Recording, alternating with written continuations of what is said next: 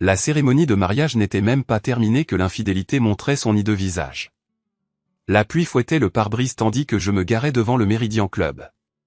3 femmes en sortirent, leurs talons claquant un rythme staccato sur le trottoir glissant, leurs rires résonnant comme ceux d'écolières.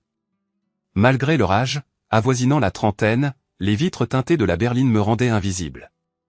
Juste un autre chauffeur anonyme dans une voiture noire. Mon Dieu, je n'arrive pas à croire que Serena l'épouse vraiment, se lamenta la blonde en s'installant à l'arrière. Jessica Thorne confirmait les informations de la réservation. Vieille famille, attitude flambant neuve. Tu m'étonnes, renchérit la brune. Roxy Banks. Un chauffeur? Jean, il gagne combien, au juste? 40 000 $? La troisième femme, Ashley Kim, claqua la portière. Mon jardinier gagne probablement plus que ça. J'ajustai le rétroviseur, captant leur reflet dans l'habitacle faiblement éclairé. Ma casquette était baissée, un masque dissimulant la moitié inférieure de mon visage. Protocole post-pandémique standard, une réalité qui servait parfaitement mes intérêts ce soir-là. Le panneau d'avertissement d'enregistrement brillait discrètement sur le panneau de la porte. Comme toujours, universellement visible, universellement ignoré. Où vous emmenez, mesdames, demandai-je, conservant un ton neutre. Le Brass Monkey sur la 5e, répondit Jessica, déjà replongée dans leur conversation. Je m'insérais dans le flux de circulation, les essuie-glaces fonctionnant avec diligence. Le GPS proposait 2 itinéraires possibles vers la 5e avenue. Je n'en choisis aucun. Tu te souviens quand elle sortait avec 3 Val, se remémora Roxy. Ça, c'était un homme qui avait de la présence. Banque d'investissement. Ce pantouse avec vue sur le fleuve, ajouta Ashley. 3 était magnifique. Et blindé. Qu'est-ce qui s'est passé, au juste, demanda-t-elle. Il était émotionnellement indisponible, déclara Jessica. Jessica ponctua cette phrase de guillemets imaginaires. Traduction, il ne voulait pas s'engager selon son calendrier, alors elle s'est rabattue sur le personnel. Elles éclatèrent de rire. Je gardai une expression neutre, mes mains fermement posées sur le volant. Ne soyez pas méchante, prévint Ashley, bien qu'un sourire persiste sur ses lèvres. Nat a l'air gentil. Gentil ne paie pas les sacs à main de créateur, rétorqua Roxy, ou cet appartement qu'elle aime tant. Des filles vivant une illusion. Je pris la sortie vers le River District au lieu de continuer vers le centre-ville. Les tours familières du complexe de 3 apparurent, tandis que Jessica baissait la voix d'un ton conspirateur. Vous ne tenez ça de moi. Le silence tomba dans la voiture, à l'exception du tambourinement persistant de la pluie. Quoi? Roxy se pencha en avant, intriguée. Il se pourrait qu'elle ne soit pas complètement remise de 3. Sarah m'a dit qu'elle lui envoyait encore des textos de temps en temps. C'est pas vrai. C'est vrai. Et écoutez ça. Jessica jeta un coup d'œil furtif autour d'elle, comme si elle craignait d'être écoutée. Ne le dites pas à Serena, mais il a encore sa clé. Ma prise sur le volant se resserra perceptiblement. Je m'engageai dans l'allée circulaire de l'immeuble de 3. Chauffeur? La voix d'Ashley portait une note de perplexité. Ce n'est pas la 5e avenue. Je pivotai sur mon siège, leur offrant leur première vue dégagée de mon visage. La reconnaissance apparut dans les yeux de Jessica. D'abord, annonçai-je calmement. Bonjour, mesdames. Changement de programme. Je consacrai la matinée suivante à monter l'audio de la cabine sur mon ordinateur portable dans mon petit bureau à domicile. Le système d'enregistrement fonctionnait en toute légalité, offrant une protection commerciale en matière de responsabilité civile grâce à des panneaux d'avertissement bien en évidence. Chaque client rencontrait cet avertissement. La plupart l'ignoraient, tout comme Jessica et ses comparses. L'extrait de 2 minutes se relisait avec une clarté cristalline. Leurs voix, leurs mots, leur cruauté désinvolte. Mais plus important encore, ne le dites pas à Serena, mais il a encore sa clé. J'enregistrai le fichier sur une clé USB et la glissai dans la poche de ma veste.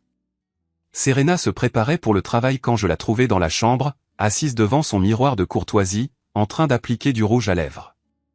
Tailleur de créateur, coiffure impeccable. L'image même de la réussite. Elle avait bâti sa propre agence de relations publiques à partir de rien, un exploit que je respectais, ou du moins, que j'avais autrefois respecté. Comment s'est passée la soirée hier, demanda-t-elle, les yeux fixés sur son reflet. Bien. Une course standard. J'ouvris son tiroir de maquillage, glissai discrètement la clé USB sous sa poudre compacte et refermai le tiroir. Elle ne remarqua rien. J'ai des dîners clients toute la semaine, dit-elle, en regardant son téléphone. Tu peux t'occuper des courses. Bien sûr. Elle m'embrassa sur la joue, un geste routinier, mécanique, et se dirigea vers la porte. Le claquement de ses talons résonna dans le couloir, reflétant le rythme des pas de ses amis sur le trottoir détrempé par la pluie. Ce soir-là, alors que je me changeais pour aller travailler, je l'entendis hurler depuis la chambre. « Nat, viens ici tout de suite. » Je la trouvai assise sur le lit, l'ordinateur portable ouvert, la clé USB serrée dans sa main. Son visage était blême, ses yeux grands ouverts, incrédule. « C'est quoi, ce bordel ? » L'audio de la course d'hier soir. « Tu les as enregistrés ? » C'est affiché sur la porte, Serena. Procédure standard. Elle se leva, tremblante. « Ce sont mes amis. »« Vraiment ?»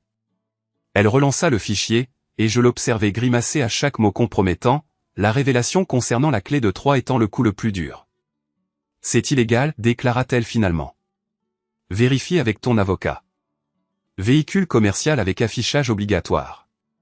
Protection de la responsabilité. Parfaitement légal. Tu ne peux pas utiliser ça. » J'ajustai ma casquette et attrapai mes clés. Je ne l'ai pas encore utilisé.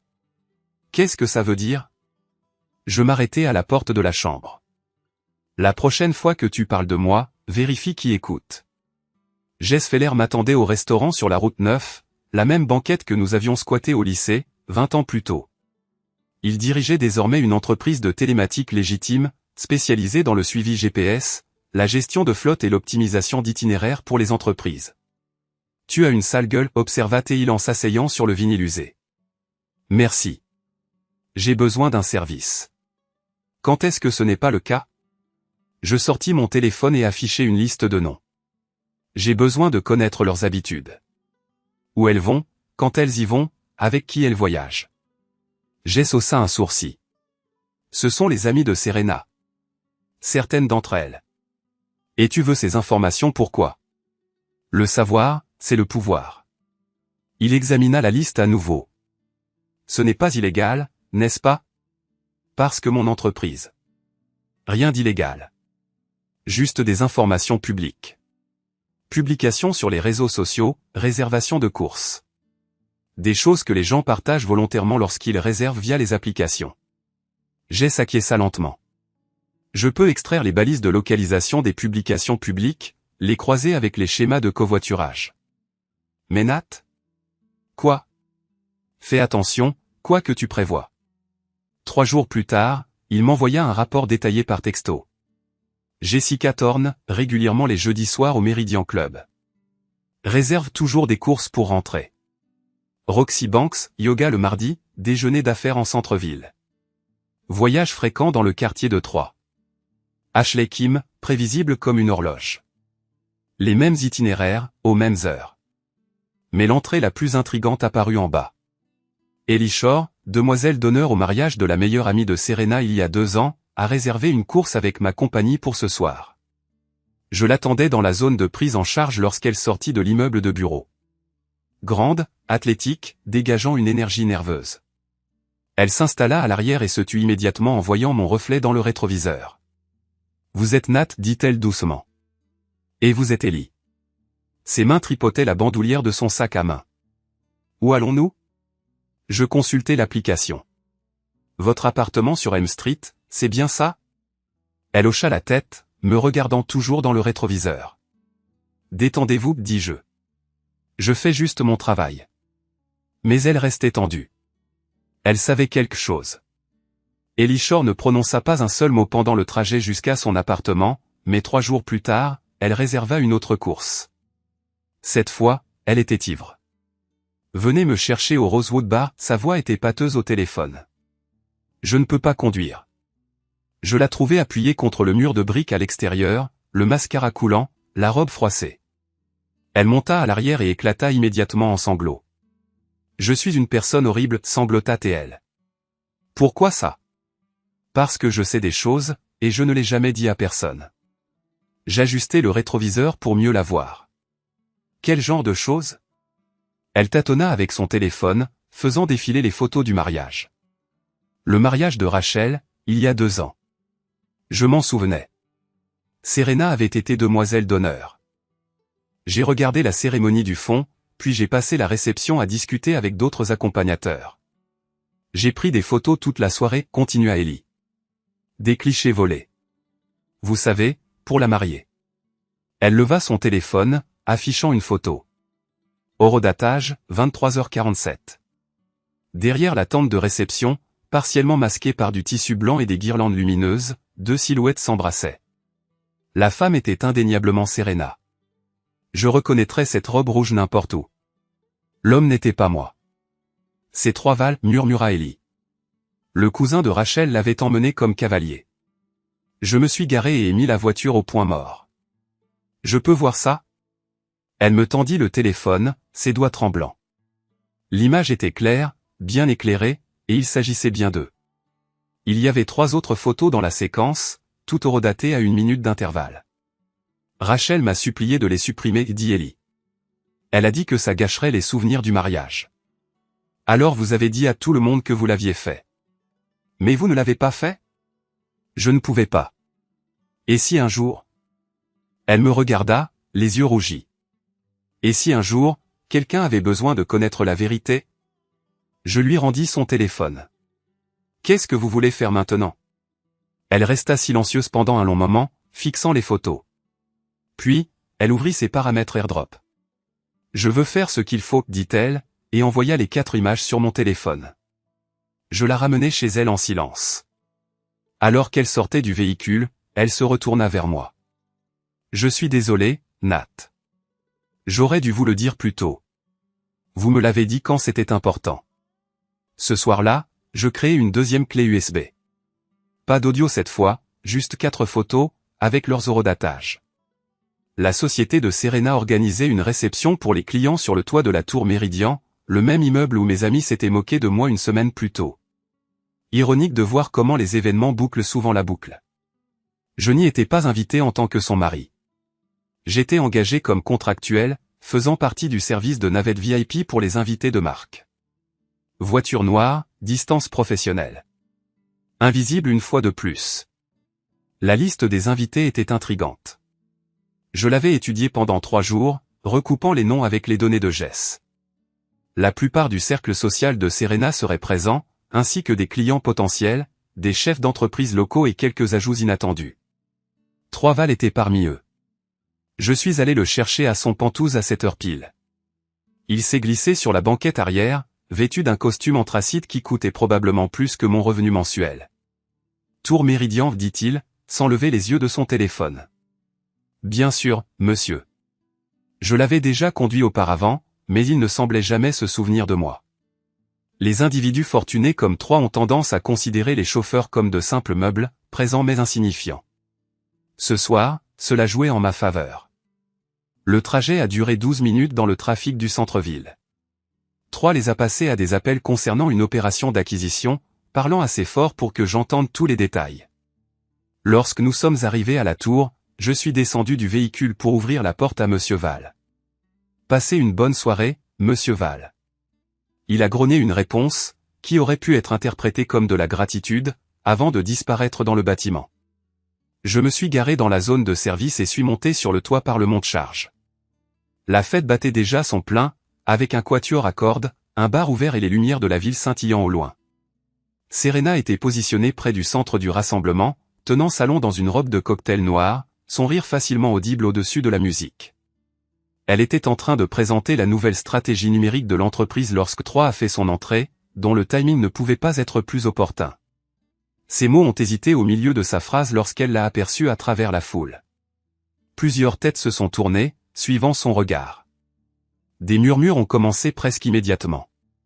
Je suis resté près du bar de service, effectivement invisible dans mon uniforme de chauffeur, observant la dynamique sociale qui se déroulait. En quelques minutes, Jessica Thorne est apparue au coude de 3. Roxy Banks n'était pas loin derrière. Ashley Kim traînait à l'arrière-plan, semblant mal à l'aise. Le photographe de la fête circulait dans la foule, capturant des moments spontanés pour les supports marketing de Serena. Je me suis assuré de rester hors du cadre, bien que je l'ai observé travailler. Serena a conclu sa présentation sous quelques applaudissements clairsemés et s'est immédiatement dirigée vers les toilettes. Je l'ai suivie à distance, chronométrant mon approche avec précision. Elle est sortie des toilettes, l'air calme, bien que je puisse discerner la tension dans ses épaules. « Bonjour, Serena. » Elle s'est retournée brusquement, les yeux écarquillés de surprise. « Que fais-tu ici ? » ?»« Je travaille. »« Pareil pour moi. »« Tu l'as amené ici, n'est-ce pas, 3 ?» »« Il a réservé une course. »« J'ai fourni un service. » Sa voix est tombée à un chuchotement dur. « Tu essaies de m'humilier. »« J'essaie de gagner ma vie. » Elle s'est approchée, la fureur rayonnant d'elle comme de la chaleur. « Je sais ce que tu fais, Nat. Tout ça. L'enregistrement. Suivre mes amis. Etc., etc. Tout va bien ? Nous nous sommes tous deux tournés pour trouver le photographe debout à 3 mètres, l'appareil photo levé, ayant capturé notre confrontation intense dans le cadre. Le sourire public de Serena s'est remis en place. Tout est parfait. Je disais juste bonjour à mon mari. Le photographe a baissé son appareil photo, l'air confus mais satisfait. Un autre moment spontané pour le portfolio. Serena m'a dépassé en direction de l'ascenseur, son épaule heurtant la mienne en passant. « Ce n'est pas fini », a-t-elle chuchoté. L'email est arrivé dans la boîte de réception professionnelle de Serena lundi matin à 9h15. Je le sais parce que j'observais le bâtiment de l'autre côté de la rue lorsqu'elle est arrivée au bureau. L'expéditeur était indiqué comme ami inquiet. L'objet indiquait audio que vous devriez entendre. En pièce jointe se trouvait l'extrait de 2 minutes de Jessica, Roxy et Ashley se moquant de moi, ainsi que la bombe concernant la clé de 3. À 9h45, l'assistante de Serena répondait aux appels. À 10h30, 3 personnes différentes étaient venues la voir, toutes paraissant agitées. À midi, Jessica Thorne était dans le hall d'entrée, le visage rouge de colère. J'ai regardé depuis le café d'en face alors que la confrontation se répandait sur le trottoir. Serena et Jessica, leurs voix élevées, gesticulaient sauvagement. D'autres piétons leur ont laissé une grande distance. Jessica est partie en trombe. Serena est restée seule sur le trottoir pendant plusieurs minutes, fixant son téléphone. Cet après-midi-là, mon essuie-glace a eu une surprise, un ticket de voiturier glissé sous la lame en caoutchouc. Le logo en relief appartenait à l'immeuble de 3. Quelqu'un avait écrit son numéro d'appartement au dos à l'encre bleue. J'ai étudié l'écriture. Féminine, éduquée, mais pas celle de Serena. Intéressant. 3 Val dîner au Porterhouse tous les mardis soirs, occupant la même table et suivant la même routine. Jess avait extrait ce schéma des publications sur les réseaux sociaux et des données de cartes de crédit accessibles via les registres publics. J'avais minuté cela à la perfection. La réservation de 3 était pour 20 heures. Serena avait un événement professionnel à l'autre bout de la ville qui se terminait à 21h30. En tenant compte de la circulation du centre-ville, elle arriverait au Porterhouse vers 22h. Je me suis garé de l'autre côté de la rue avec une vue dégagée sur l'entrée du restaurant. 3 est sorti à 21h52, précisément au moment où je l'avais prévu. Il a remis son ticket au voiturier et a vérifié son téléphone en attendant. L'Audi de Serena s'est arrêté à 21h57. Elle est sortie, portant la même robe noire que lors de la soirée sur le toit, incarnant l'image d'une femme d'affaires prospère. Le voiturier a pris ses clés avec un sourire. Elle était manifestement une habituée, elle aussi. 3 l'a repérée immédiatement. Son langage corporel a changé, ses épaules se redressant, et ce sourire de prédateur s'étalant sur son visage. Ils se sont rencontrés sur le trottoir, leur conversation animée et familière. Un observateur pourrait y voir une rencontre fortuite. La blogueuse était parfaitement positionnée. Riley Matthews, qui dirigeait un site web local sur la société, était perpétuellement à la recherche de potins concernant l'élite de Denver. Elle photographiait la clientèle du restaurant quand Serena et 3 sont apparus dans le même cadre. Flash. Clic. Flash à nouveau. Je suis resté dans ma voiture, moteur coupé, effectivement invisible. Que les photos racontent l'histoire. Que les gens tirent leurs propres conclusions. Mon téléphone a vibré avec un message, session stratégique ce soir. Roxy S. Place. Open bar, timing parfait, langue qui se délie, vin à flot, et le cercle intime de Serena qui se réunit pour orchestrer la gestion de crise.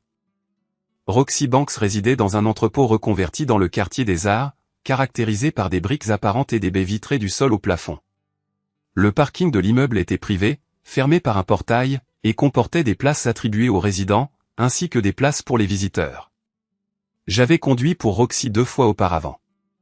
Elle appréciait mon style de conduite souple et me demandait toujours spécifiquement via l'application. Ce soir, c'était pareil. Elle avait réservé une course après un dîner avec un client, un retour à son immeuble. Emprunter la route panoramique, a-t-elle dit alors que nous quittions le restaurant. J'ai besoin de décompresser. Soirée difficile? On peut dire ça. Des drames entre amis. J'ai pris le long chemin à travers le centre-ville, lui permettant de se plaindre de personnes anonymes et de leur mauvais choix d'hommes. En arrivant à son immeuble, j'ai aidé à porter ses sacs de course du coffre. Merci, Nat. Tu me sauves la vie.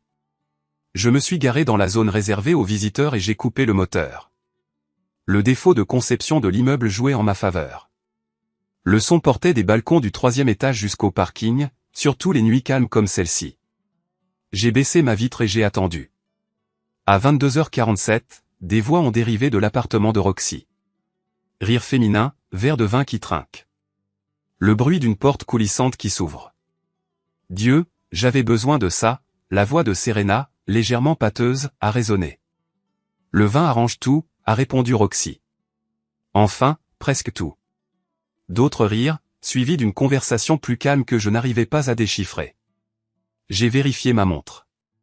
Une course normale se serait terminée maintenant, mais j'avais une course légitime prévue dans 20 minutes à l'autre bout de la ville. Rien de suspect à attendre. Est-ce que je devrais simplement l'appeler? Serena à nouveau, plus fort maintenant. Appeler qui?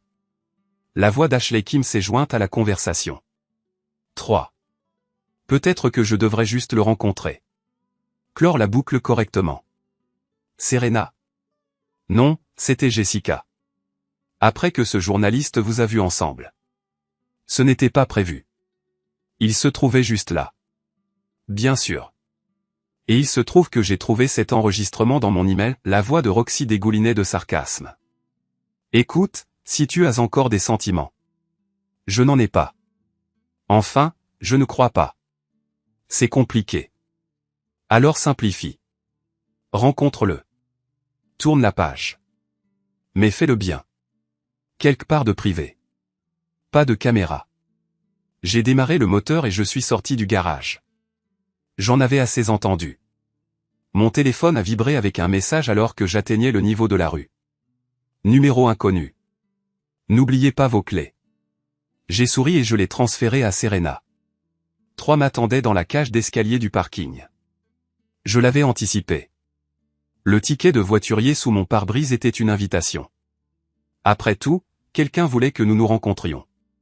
Tu te crois malin, a-t-il dit, bloquant mon chemin vers les ascenseurs. Je crois que je suis employé. Arrête tes conneries, Nat. Je sais ce que tu fais. La cage d'escalier était étroite, avec des murs en béton de part et d'autre. 3 s'était positionné sur le palier au-dessus de moi, profitant de son avantage de taille. Tactique d'intimidation classique. Et qu'est-ce que je fais? Tu joues avec ma vie. Avec la vie de Serena. J'ai monté 2 marches, réduisant la distance entre nous. Ta vie? Tu veux dire la vie où tu gardes la clé de l'appartement de ma femme? Sa mâchoire se contracta. Ça ne vous regarde pas. Tout ce qui concerne ma femme me regarde. 3 descendit la marche, nous mettant au même niveau, assez près pour que je sente son eau de Cologne et que je voie les veines de son cou. Elle est venue me voir, vous savez, après votre mariage. Elle m'a dit qu'elle avait fait une erreur. C'est ce qu'elle a dit? Elle m'a supplié de la reprendre. Je ris. Vous êtes pathétique. C'est à ce moment-là qu'il frappa. Le coup arriva vite mais il était prévisible. Un fils à papa qui n'avait jamais participé à une vraie bagarre. J'attrapai son poignet, le tordis, et enfonçai mon coude dans son plexus solaire. Il se plia en 2, haletant. À mon tour, dis-je. J'attrapai ses épaules et envoyai mon genou dans ses côtes. Il tomba lourdement, le dos heurtant le mur de béton. Son téléphone s'écrasa sur le sol. reste en bas, 3. Il essaya de se relever. Je posai mon pied sur sa poitrine, le repoussant contre le mur. La clé, dis-je. Quoi? Donne-moi la clé de Serena. Il fouilla dans la poche de sa veste et sortit une clé de maison en argent accrochée à un porte-clés en cuir. Je la reconnus. Je la lui avais offerte pour notre premier anniversaire.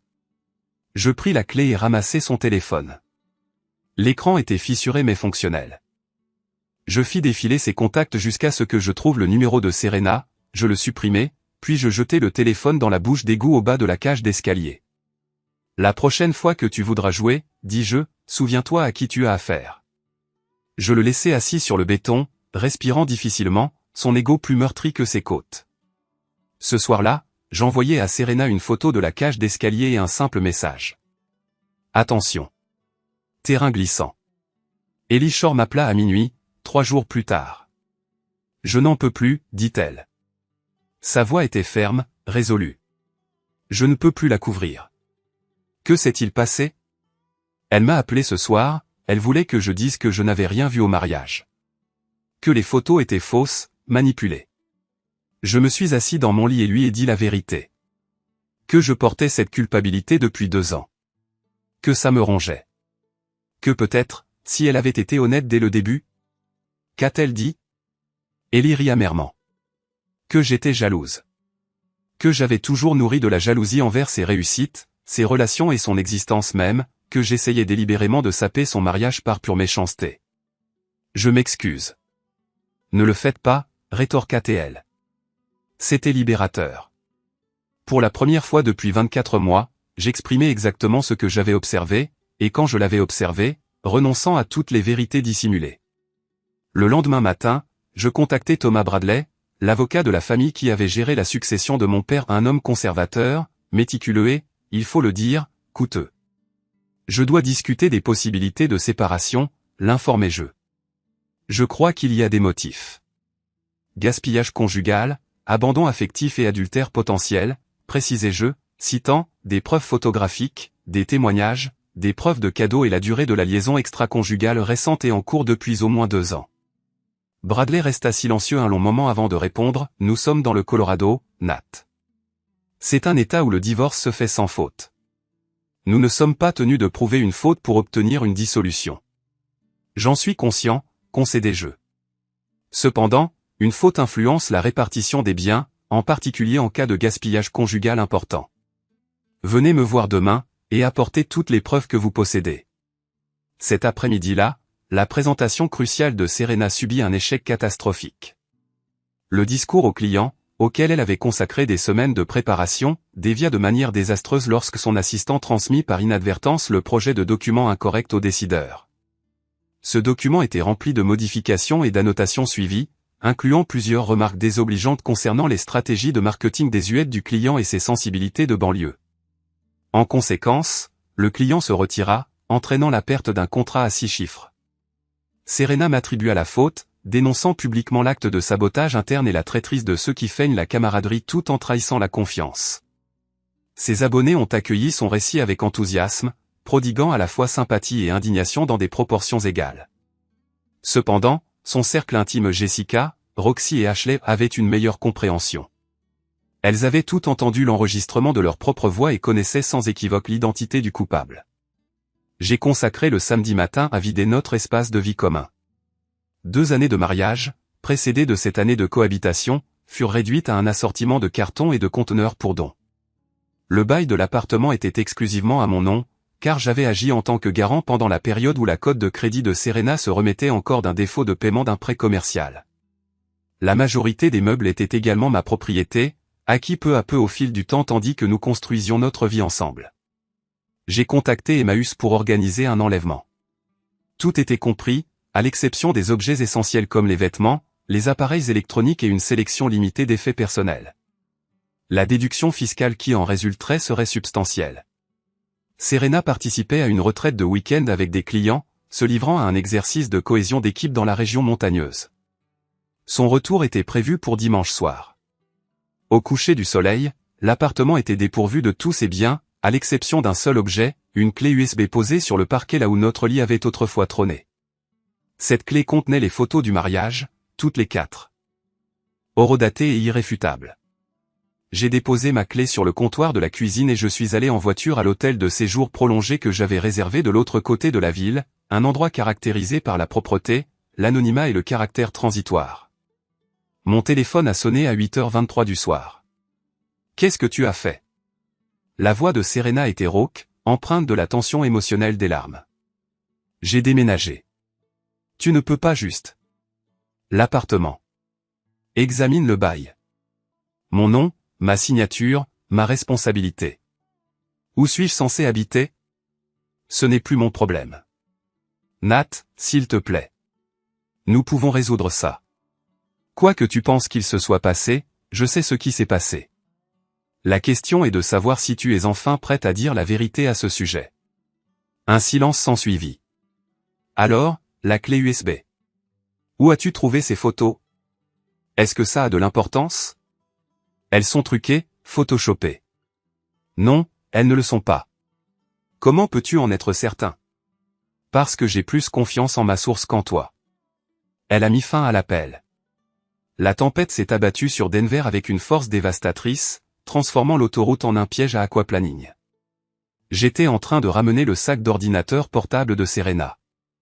Elle l'avait involontairement laissé dans ma voiture il y a des mois, et je l'avais redécouvert en faisant mes valises. C'était purement une courtoisie professionnelle, dépourvue d'arrière-pensée. Je suis arrivé à son nouvel immeuble, un établissement banal situé dans la banlieue où elle avait déménagé après la perte de notre résidence commune. Le sac était imperméable, fait de cuir coûteux, le genre d'acquisition qu'elle ferait pour projet réussite. Je l'ai déposé devant sa porte, accompagné d'une convention de séparation formelle dactylographiée, décrivant le partage des biens, les clauses de non-contestation et une résolution propre, légale et définitive. C'est à ce moment que j'ai aperçu les phares réfléchis dans mon rétroviseur. La BMW de 3, aussi noire que la nuit, quittait le parking visiteur, indiquant qu'il attendait. Je suis remonté dans ma voiture et je me suis engagé sur l'artère principale. Il a suivi. Les rues de la ville étaient praticables, cependant, en rejoignant l'Interstate 25, la situation a changé du tout au tout. La pluie a transformé l'asphalte en une patinoire, réduisant la visibilité à environ 50 mètres. 3 a accéléré, se plaçant à côté de moi sur la voie de gauche. Il avait baissé sa vitre malgré l'averse torrentielle, criant quelque chose d'inaudible par-dessus le vacarme de la tempête. J'ai légèrement appuyé sur mes freins. Il a dévié, a corrigé excessivement, et ses roues arrière ont perdu de l'adhérence. La BMW a effectué une embardée latérale, ses pneus émettant un crissement strident contre le pavé détrempé. Des années d'entraînement ont immédiatement pris le dessus, 5 années de cours de conduite défensive, de protocoles pour conditions dangereuses et de procédures d'intervention d'urgence.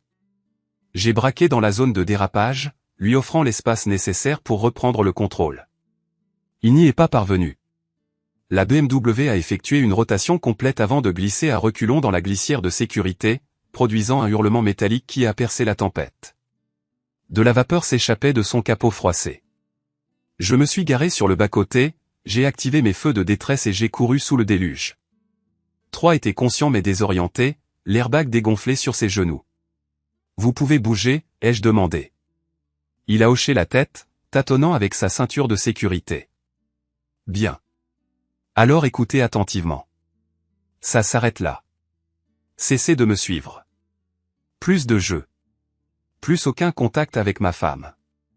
C'est bien compris. » Il me regardait à travers la pluie, l'eau ruisselant sur nos 2 visages.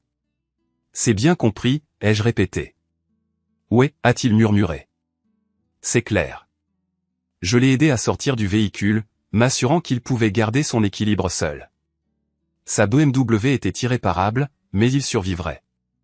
Parfois, c'est le meilleur résultat que l'on puisse obtenir. J'ai repris la route vers chez moi à travers la tempête, les essuie-glaces engagés dans une bataille perdue d'avance contre la pluie. Dans mon rétroviseur, les phares de 3 s'estompaient dans l'obscurité. Les papiers de séparation étaient posés sur mon siège passager, dûment signés et notariés. Le lendemain, je les déposerai au tribunal. Ce soir, pour la première fois depuis des mois, j'ai goûté à un sommeil paisible.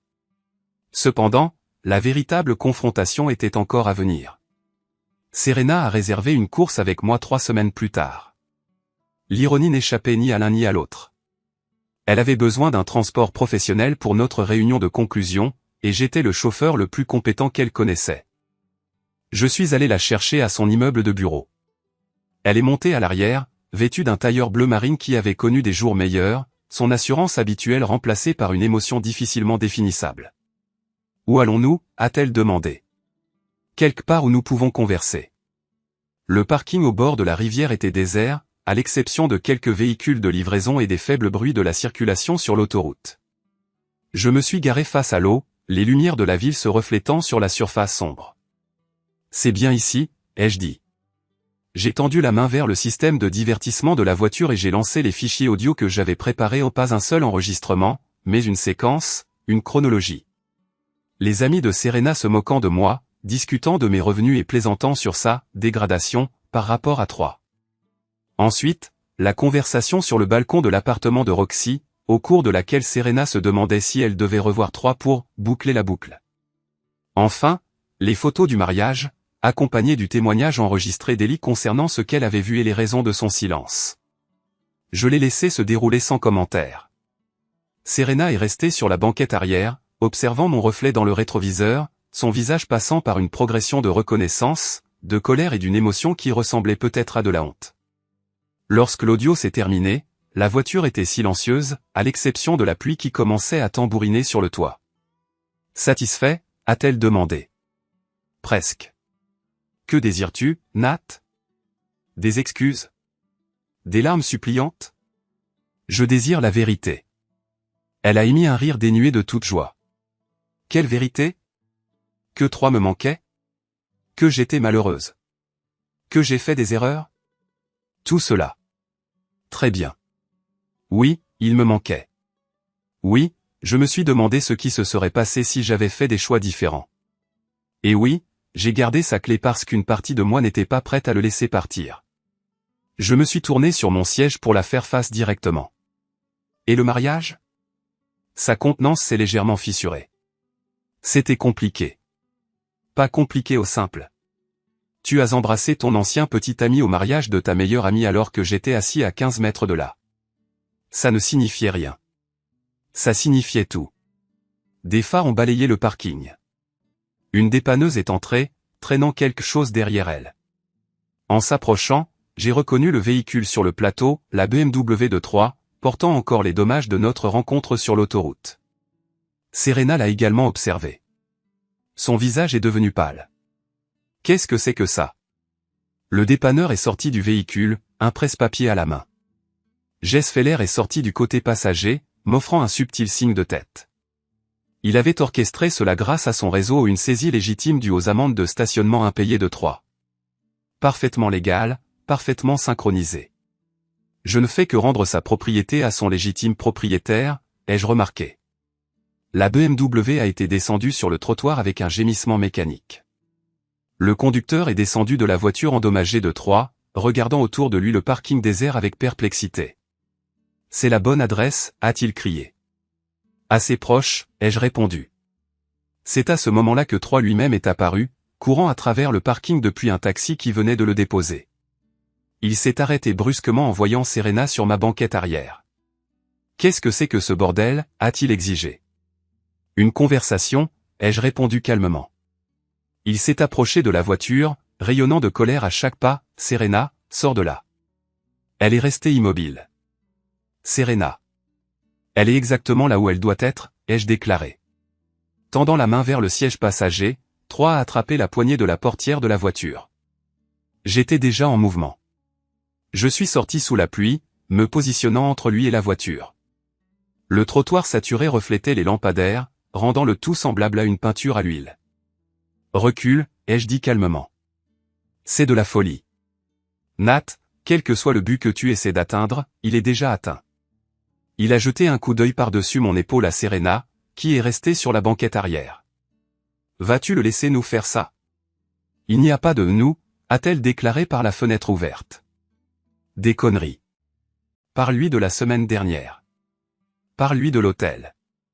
Mon sang s'est glacé. Quel hôtel? Serena a fermé les yeux. 3, ne fais pas ça. Le Marriott Downtown, chambre 1247. Dis-lui comment tu es venu me voir. Comment tu as dit que tu avais fait une erreur en l'épousant. J'ai jeté un coup d'œil à Serena. Son silence a fourni une réponse suffisante. 3 a souri, sentant la victoire. Dis-lui comment tu. Je l'ai frappé avant qu'il ne puisse terminer sa phrase. Ce n'était pas un coup de poing désordonné, ni une explosion émotionnelle. C'était un direct du droit calculé qui a touché carrément sa mâchoire, le propulsant en arrière vers le bord de l'eau. Il retrouva l'équilibre juste au bord du précipice, la pluie lui ruisselant sur le visage, et riposta d'un coup de poing. Cette fois, j'ai anticipé son mouvement. J'ai intercepté son bras, exploitant son propre élan contre lui, et l'ai projeté sur le pavé glissant.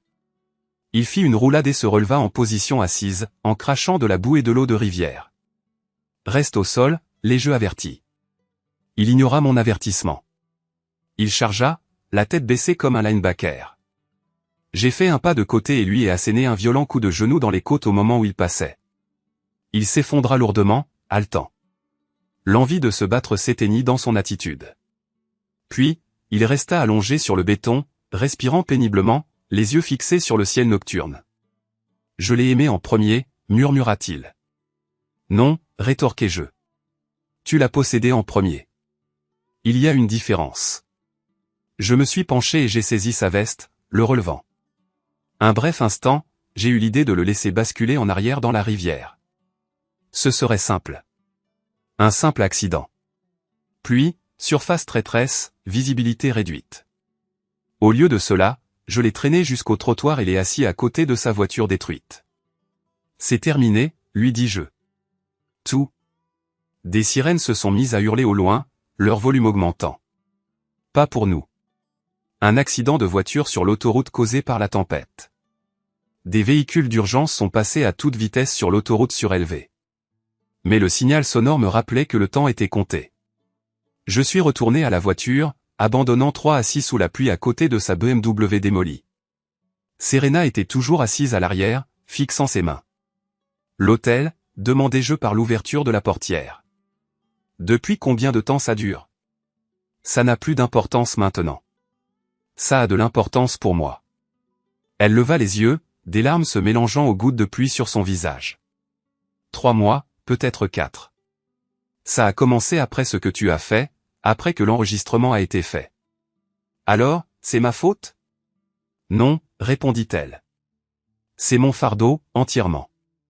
Elle essuya ses yeux avec le dos de sa main. J'étais en colère et confuse. J'avais besoin de quelqu'un qui puisse comprendre mes sentiments. Et 3 m'a apporté cette compréhension. Il a dit ce que je voulais entendre. J'ai repris ma place sur le siège du conducteur et j'ai démarré le moteur. Le système de chauffage s'est mis en marche, neutralisant l'humidité qui s'était infiltrée partout. « Qu'est-ce qui va se passer maintenant ?» demanda Serena. « Maintenant, tu dois décider quel genre de personne tu veux être. » Dans le rétroviseur, j'ai vu 3 lutter pour se relever, son téléphone portable collé à son oreille, cherchant probablement un moyen de transport. La dépanneuse était déjà en train de partir. Travail terminé. « Conduis-moi chez moi », demanda Serena doucement. « De quel chez toi parles-tu » Elle resta silencieuse pendant un long moment. « Le nouvel immeuble, celui que tu ne verras jamais. » J'ai enclenché la vitesse et me suis frayé un chemin à travers la pluie, les essuie-glaces maintenant un rythme constant, le temps fonctionnant comme un métronome comptant les derniers instants de notre union matrimoniale. Nous sommes arrivés à l'immeuble de Serena alors que la tempête commençait à se calmer. La pluie s'était transformée en bruine, les lampadaires projetant des halos dans la brume. J'ai fouillé dans ma veste et j'ai sorti l'accord de séparation. Signé, notarié, juridiquement contraignant. Cette page qui réduisait 9 années de vie commune à des divisions d'actifs et des arrangements de garde pour des objets que nous n'avions jamais possédés ensemble. Tout est inclus, dis-je, en lui présentant le document. Le bail de l'appartement, les procédures de résiliation, la répartition des meubles et la fermeture des comptes joints.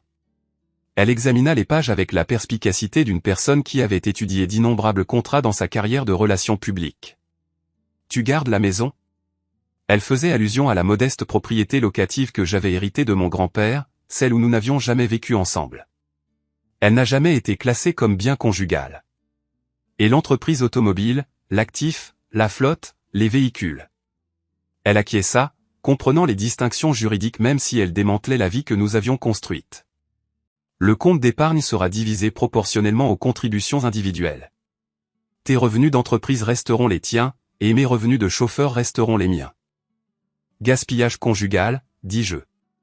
Je la regardais dans le rétroviseur. Reçu d'hôtel, note de restaurant, cadeaux achetés avec des fonds communs pour une personne extérieure au mariage. Son visage se ferma. Tu as surveillé mes activités? Je me suis protégé. Elle apposa sa signature sur chaque page avec des traits vifs et indignés, puis me rendit les documents.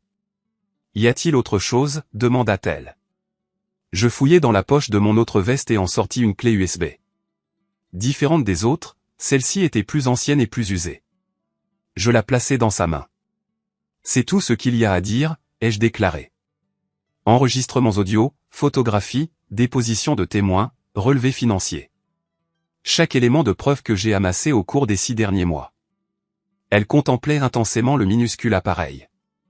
Pourquoi me confiez-vous ceci? Parce que je n'en ai plus besoin. Qu'est-ce qui m'empêche de le détruire? Absolument rien. Il vous appartient désormais. Disposez-en comme bon vous semble. Elle referma ses doigts autour de la clé USB et quitta le véhicule. Je l'ai observé marcher vers l'immeuble, les épaules droites malgré les événements qui s'étaient déroulés devant l'entrée. Elle s'est retournée. Nat? A-t-elle demandé. Oui.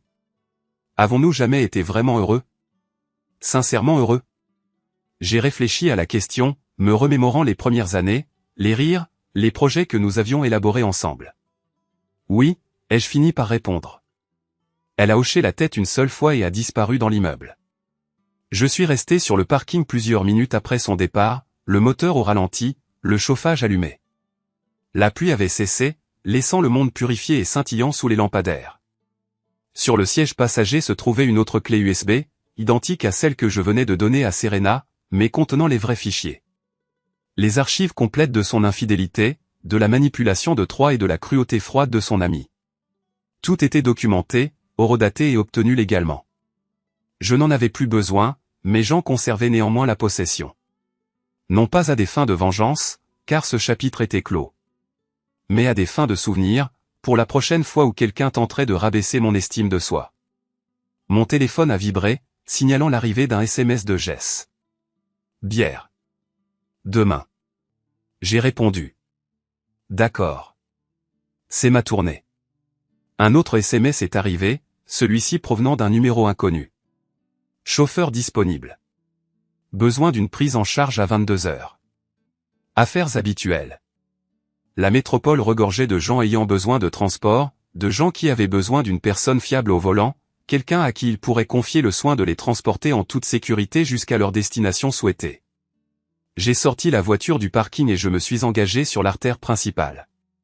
Les rues étaient glissantes mais praticables, la tempête ayant traversé la zone comme une vague purificatrice.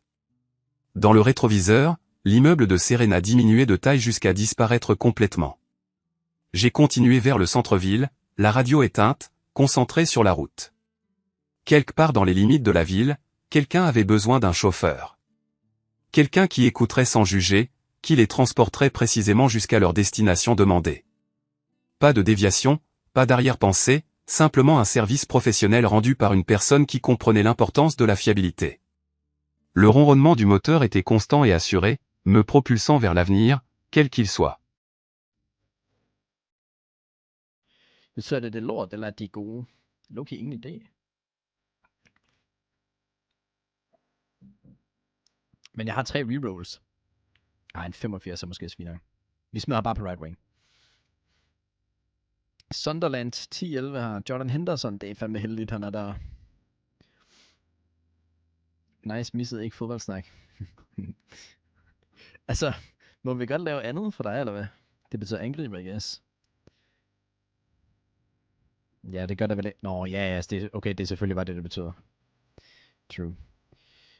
Vi har stadig 3 rerolls, så jeg reroller lige en Wolves her. Man United, der får vi sgu De Gea. Pogba også dog. Finder mit strikketøj. Hvad vil du gerne have, jeg skal lave? Jeg tager De Gea her. Det er fuldstændig sindssygt. Han er 91 rated peak, by the way. Reroll her. Skud til Nathaniel Klein, dog.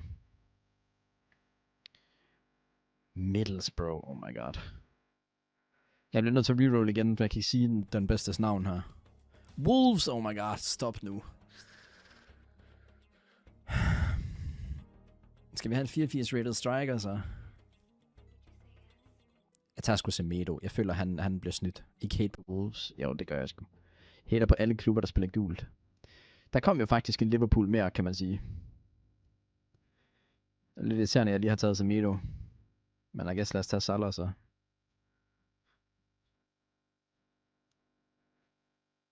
We got Özil her. Sanchez eller Özil? Hvad tænker I? Er der flest attacking midfielders? Sanchez skal også dække right wing, dog. Sanchez, Özil, Hilvan. Jeg er også lidt på... jeg er også lidt biased, men jeg er lidt på tyskeren her, tror jeg. Men vi håber, der kommer en god left wing. Sunderland. Altså... Adam Johnson. Jeg tager Danny Rose. His eyes are offside. Villa her. Ollie Watkins. Det er fint. Det er fint. Vi kan godt gå... det er okay, det her. Det er okay. Projected finish. Win the league. 26% for at vinde, by the way. Lad os se. Okay, vi drawer for... Okay. Hallo? Hallo?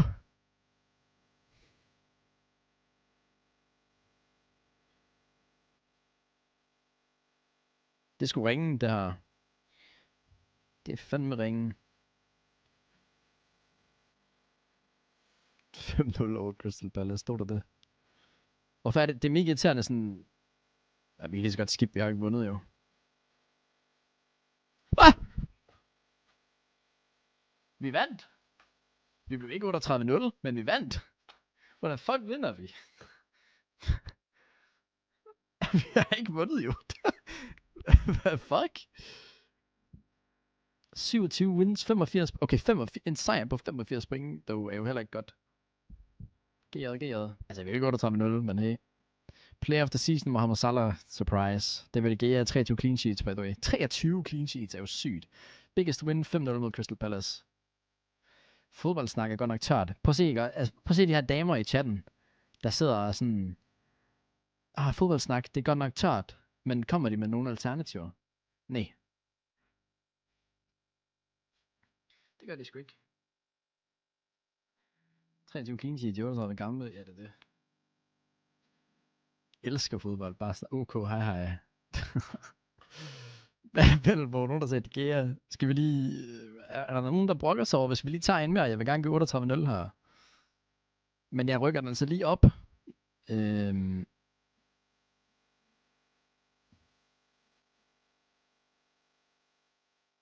Hvad vil lige sige? Hvad for en sæson starter I? 0-4?